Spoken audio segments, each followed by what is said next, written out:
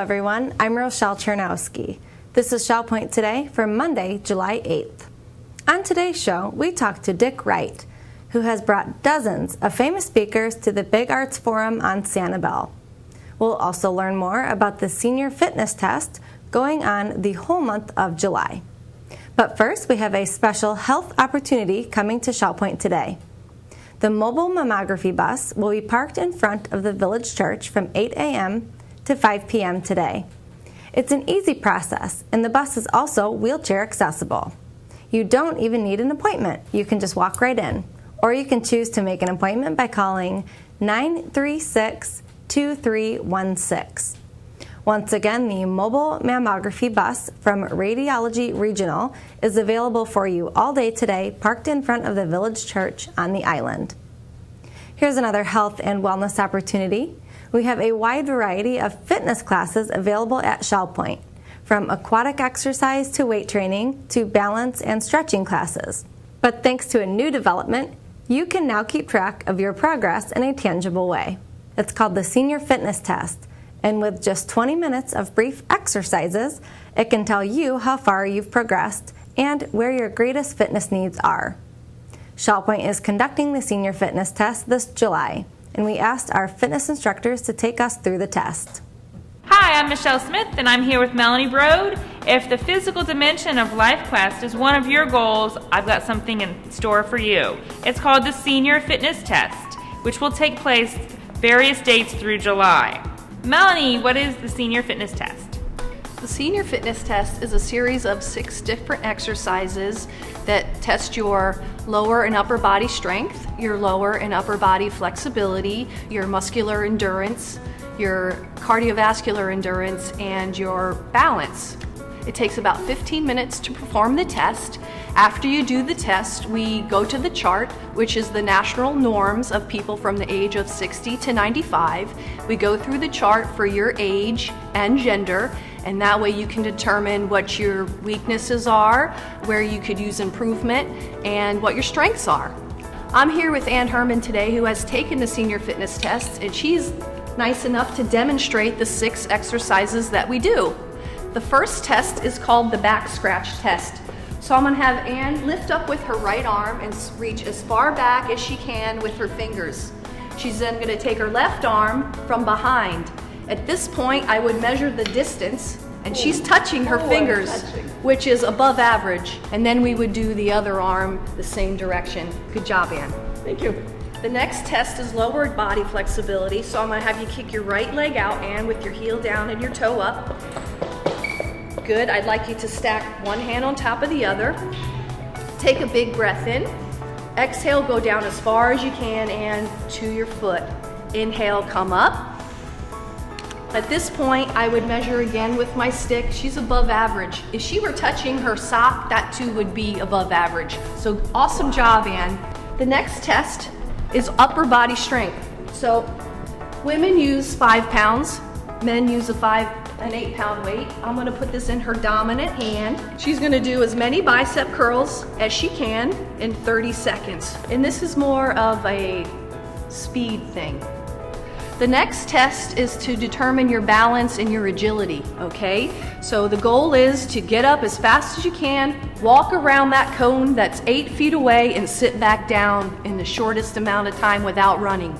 Lower body strength. This is where she would cross her hands at her chest. Her feet are hip width apart, heels are planted. The goal is to get up and out of that chair as many times as you can in 30 seconds. The next test would be the most challenging. It's the 2-minute step test. This is 2 minutes in duration, and her goal is to lift her knees to hip height for 2 minutes. How we count this? Good, she's not holding on. Every time her right foot strikes the floor is how many times I count. And that would determine her endurance. And I think that concludes the 6 tests that you would get for the Senior Fitness Test. It only takes about 15 minutes. If you want to get into the specifics or strength training and the agility, flexibility, you have to take the Senior Fitness Test to do that. Melanie, the Senior Fitness Test is a great way to set some strong fitness goals or even challenge yourself to improve a little bit more of where you're currently at. If you're interested in taking the senior fitness test, we have various dates all throughout July set up. Please give me a phone call at 454-2107. Leave me a message and I will get back to you about scheduling your senior fitness test. We want to draw your attention to some big events happening tomorrow.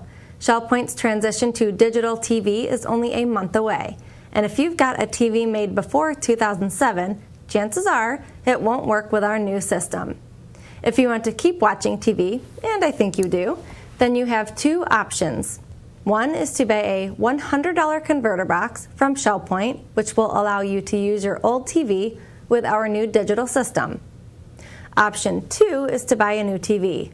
Now, that may sound extreme, but televisions nowadays have gotten far better and cheaper than you may imagine. You can buy a 24-inch digital TV for under $200. But how big a TV do you really need, and what do these new TVs look like?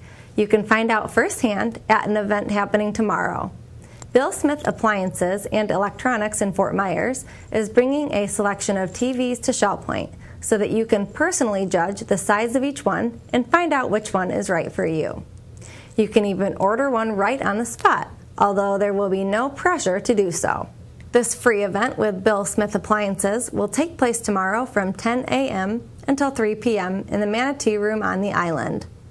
Again, if you have any questions about this digital TV transition, call the Shell Point call center at 454-2190.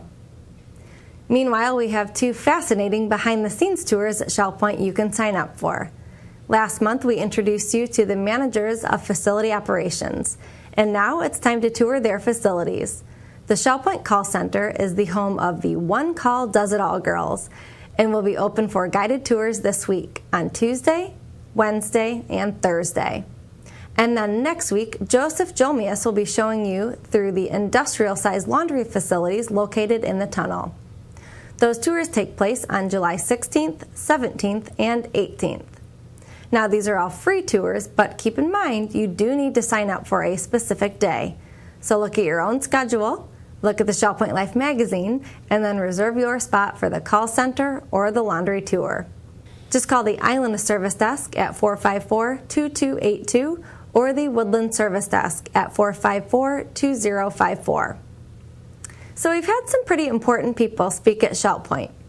Barbara Bush was here in 2000, as was Janet Reno, and later Rudy Giuliani. Art Linkletter spoke at our first ever gala, and after that it was Pat Boone. We've welcomed musicians, explorers, TV personalities, doctors, even Jared the Subway guy. And even still, that doesn't compare to the dozens of speakers who have come to the Forum, a speaker series at Big Arts on Sanibel. And it's all thanks to a Shell Point resident, Dick Wright. Come hear the stories behind all these famous speakers at an Academy class happening tomorrow at 1 p.m. in the Grand Cypress Room at the Woodlands. Terry Coleth has this preview. Hello, everyone. I am here today with Dick Wright of Eagles Preserve. We're talking about coffee with a neighbor. We get to spend some time with Dick Wright hearing how he ran the Forum. Thank you for joining me, Dick. It's a pleasure. I have been so impressed with what you've done at the Forum. And when I read in our local newspaper that you're retiring from the role of running the Forum, I thought maybe he'll have time to come and talk to us now. Certainly. And we're delighted to have you for this Coffee with a Neighbor tomorrow. I'm looking at a wonderful listing of the experts you brought to Sanibel from 2003 through 2013. It is extremely impressive. We're going to want to know how you did this, why you did this, and what it felt like to get to know all these people. Are you going to tell us all that in the presentation? I am. I'm going to pick individuals that have interesting or funny stories about them, because it was a huge part of my life and my wife Maureen's life. A huge part when you think of 11 years, and it took a lot of our time. I start to try to get speakers in January for the next January, February, and March. Right. So we run it for 3 months at Big Arts on Sanibel. And those 3 months are very, very busy time. We get 8, 9 speakers in 3 months because that's the height of the season. That's when people are here. I first of all wonder, how did you decide who to pick from among the myriad of people who we would love to hear more from? Okay. I set up a steering committee, about 8 people who are sharp people and are news junkies. And what we do, we meet in December and decide what the key issues of our time is going to be a year from now. Okay, you look into your crystal ball with Right. some other experts. But there's some slam dunks in there. There's the economy. You can rest assured that will be. You know, the Middle East will be. And we try to pick 4 domestic issues and 4 international issues a year ahead. And then we mull that over for a month and meet once again in January. And in January we say, now, are we still sure that these are the issues we want to have some speaker speak about? And who's the best possible person we can get on each subject? Well, I hope that you're going to tell us a little bit about some of these people when you talk with us tomorrow. Definitely. I'm going to pick out some that had interesting things to talk about, more interesting things than normal, or funny things that occurred. Sure. And some of those funny things were in trying to get them to come here to speak. In the beginning, yeah, the first things first. Are you going to tell us who your favorite person is? That's awfully hard. There's 92 people, and I feel very close to some of them. Some of them, I call them all friends, but my wife says, no, not friends. She said, they're acquaintances. But when you spend a full weekend or 3 days with people and a lot of one-on-one time in there, and show them around Sanibel and Captiva, and when we go by Shell Point, we wave and say, I live there. But when you do that, that's as much time as you spend with maybe your best friend in a year. Absolutely. Well, tell me this, if you're going to save the previous question for the program tomorrow. Tell me this, were they nice, regular people at all? Oh my gosh, yes. That was the biggest thing. Maureen, my wife, said we have them all on a pedestal. But once you meet them, they come right down and they're just normal people who have expertise in some subject. And it's fascinating that you get them in your living room, they just sit back and have a cup of coffee with you and no hurry to do anything because they're not working that day. Right. And it's impressive. I know. I think that we're in such a celebrity-hungry culture right now that to instead be able to draw wisdom from experts, we're very fortunate to have things like the forum right in this area. Definitely. And what I found is some of the people that are not celebrities are true experts. And they're fascinating to talk to. Some of those people, one fella I'll tell a little bit about, he went into Pakistan. And instead of staying in a 5-star hotel in Peshawar, I think it's called, he went in a back street in a little hotel. He was a dark-complected fella.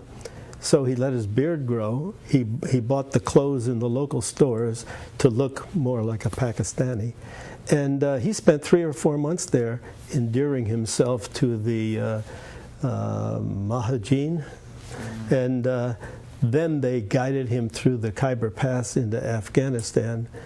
And he's a writer, a journalist. But he spent months embedded there. And you get talking to people like that, and you hear very different things. Sure, the true passion for what the topic is, and real experience, not just hearsay.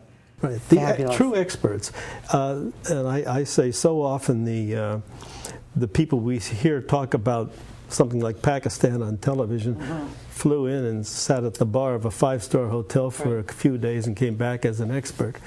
But so we try to get people who really were experts. Well, I cannot thank you enough for giving us some time tomorrow so that we can hear about running the forum. I know you'll want to join us. Coffee with a Neighbor, Dick Wright. Before we preview this week's episode of Listening to the Words, we have a program note about Channel 13. Many people have requested that the Village Church rebroadcast its services sometime during the week. Well, ask, and ye shall receive. We are doing a trial run of rebroadcasting the Village Church service on Channel 13 on Tuesdays and Thursdays at 9 a.m. and 4 p.m. and again at 8 p.m. I'll say that again so you can make a point to watch. From now on, the Village Church's Sunday morning service will be rebroadcast every week on Channel 13 on Tuesday and Thursday at 9 a.m., 4 p.m., and 8 p.m. Drop us a line and let us know what you think. And now, here's a preview of the other program on Channel 13, Listening to the Words. If you'd like to hear one of the most poignant short stories ever written, tune to this week's Listening to the Words for A Chance Encounter. If you'd like to celebrate older women with fabulous style, tune to Channel 13. If you'd like to hear about shell pointer Pat Webster's career in radio, just tune in and enjoy. If you'd like to go on the road with Steve Hartman, listen up. And you do not want to miss the latest installment of Pearl's Wisdom, Purring and Meowing, read by Joan Marshall. All that and some beautiful poems are yours any hour of any day this week on Shell Point Channel 13, Listening to the Words. Welcome to the Happening segment of Shell Point TV. Today is Monday, July 8th, and I'm Suzanne Zavada, here to go over everything happening at Shell Point today. We'll start the day off at 8 o'clock with the mobile mammography bus at the Village Church on the island from 8 till 5. At 9 o'clock, the round-robin men's doubles tennis group will be out at the tennis courts at the Woodlands. At 9:15, we have a few activities. We have billiards being played in the Resident Activity Center. We have pottery with instruction available down in the tunnel. And we have virtual bowling in the Resident Activity Center, all of this taking place on the island. At 10:30, the Disciple Men's Bible Study Group will meet in the game room at the Woodlands. And at 10:45, we have the table tennis playing clinic in the Tarpon Room on the island. At 11:30, we have a Health Connections, specifics, and strength training in the health club on the island. And then at 12 o'clock, Mahjong will be played in the Sable Room at the Woodlands. At 1:15, we have Scrabble in the Library Lounge. And we also have table tennis in the Tarpon Room on the island. At 1:45, we have another Health Connections, Balance and Mobility Training Level 1 in the Health Club on the island. At 2 o'clock, the Beady-Eyed Bead Club will meet in the Oak Room at the Woodlands. And at 3 o'clock, we have the Health Connections Pilates Stretch in the Health Club on the island. 6:30 is the time for Duplicate Bridge in the Game Room at the Woodlands. And our last activity for the day is 7 o'clock Square Dancing in the Health Club on the island. I hope you have a wonderful Monday, and I look forward to seeing you back here on Tuesday. Hi, everyone. I'm Terry Kolath with your Academy information for Monday, the 8th of July. At 10:15, the Anatomy of Words continues in the Buttonwood Room of the Woodlands, and they welcome everyone. We have a couple new classes tomorrow I'd like to tell you about. The History of the United States to 1815, Session 2, and Coffee with a Neighbor, Running the Forum. This is with Dick Wright of Eagles Preserve. Menus for Monday. In the Crystal Room, the Crystal Platter is braised pork over roasted eggplant ziti and fried cauliflower. The dinner special is home cooking night for $9.95, and the soup of the day is cream of chicken. In the Island Cafe for lunch, enjoy a seafood schooner on an English muffin with chips for $6.95. The dinner special is char-grilled chicken Caesar with garlic bread for $7.95. And the Palm Grill is closed on Mondays. All menus are available 24 hours a day at www.shellpoint.net. Hi, Randy Woods from the Village Church. Today I want to tell you about an English songwriter. His name is Stuart Townend. Stuart has written a contemporary worship song that has become a favorite hymn of churches around the world. The song is entitled, How Deep the Father's Love for Us. Recently, our choir had the privilege of combining our voices with the Pompano Beach New Presbyterian Church Youth Choir. Together, we sang this beautiful song of praise. Before we listen to our presentation, however, let's hear what the writer of this song has to say about what inspired him to write this piece. Here's Stuart Townend telling his story about the song he's written, How Deep the Father's Love for Us. How Deep the Father's Love was probably the first hymn-like song that I'd written. I wrote it some time ago, and up to that point I'd probably only written really what you might call modern worship songs in a more contemporary style. This melody just kind of popped out of my head one day, and I wasn't listening to anything in particular or whatever. It was a very easy melody. It just came really easily and quite spontaneously in some ways. And I was aware that it was quite hymn-like in a way, and thought, I wonder what words would fit with that. First of all, I was not sure whether it's because it came so easily. Quite often you think, has this, is this somebody else's melody that I've accidentally borrowed? Because quite often when you're listening to stuff, you kind of, maybe unconsciously sometimes, absorb some of that, and then it might pop out again at a later point. And I thought, oh, maybe this belongs to someone else. So I kind of listened to all the music I'd listened to over the last few months to see whether I'd nicked it, and played it for some other people. But it seemed like it was an original thing. So I started kind of thinking about words for it.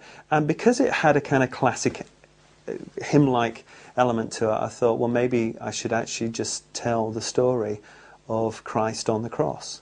But tell it perhaps from the point of view, and this is what I was thinking about at the time, was what it cost the Father to give the Son.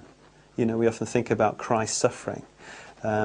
And there's a lot of talk at the moment about the wrath of God, and is that right to think that the Father's wrath was poured out on Christ? And I think that is right to say that, but that's not to say that God is a vengeful God, that actually it cost him to give up his Son. So that's why the first line says, how deep the Father's love, that he should give his only Son.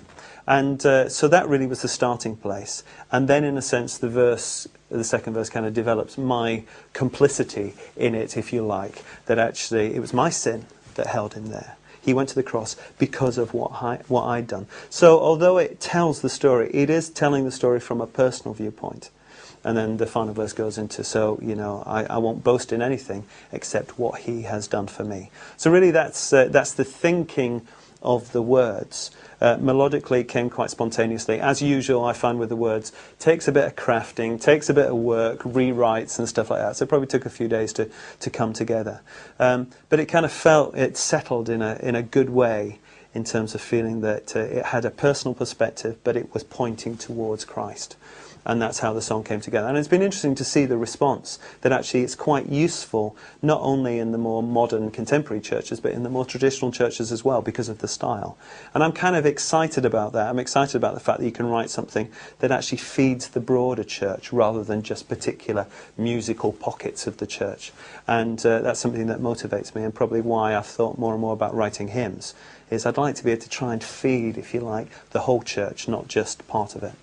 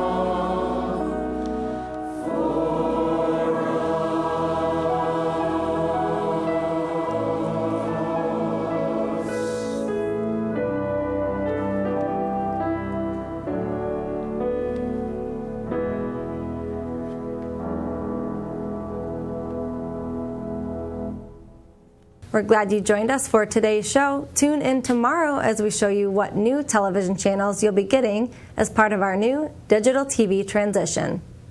We'll also enjoy a brand new What's Cooking recipe, pasta with pancetta. Until then, this is Shell Point Today for Monday, July 8th. I'm Rochelle Chernowski. From all of us here at Shell Point TV, we hope you have a great day, and we'll see you again tomorrow.